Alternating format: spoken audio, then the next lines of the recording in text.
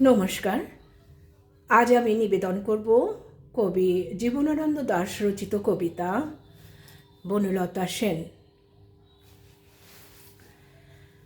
হাজার বছর ধরে আমি পথ হাঁটিতেছি পৃথিবীর পথে, সিংহল সমুদ্র থেকে নিশীথের অন্ধকারে মালয় সাগরে।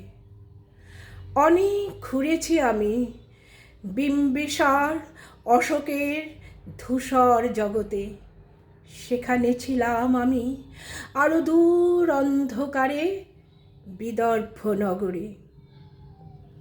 আমি ক্লান্ত প্রাণ এক, চারিদিকে জীবনের সমুদ্র সফেন। আমাকে দুদণ্ড শান্তি দিয়েছিল নাটোরের বনলতা সেন। চুলতার কবেকার অন্ধকার বিদিশার নিশা, মুক্তার শ্রাবস্তির কারুকার্য। অতি দূর সমুদ্রের পর হাল ভেঙে যে নাবিক হারায়েছে দিশা, সবুজ ঘাসের দেশ যখন সে চোখে দেখে দারুচিনি দ্বীপের ভিতর, তেমনি দেখেছি তারে অন্ধকারে। বলেছে সে, এতদিন কোথায় ছিলেন?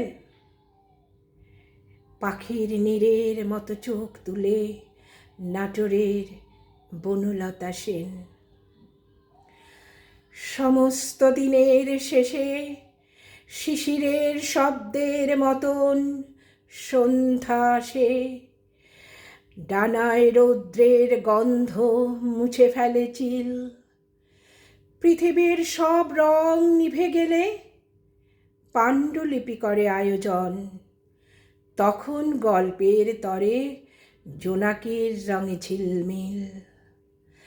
সব পাখি ঘরে আসে, সব নদী ফুরায় জীবনের সব লেনদেন, থাকে শুধু অন্ধকার মুখোমুখি বসিবার বনলতা সেন।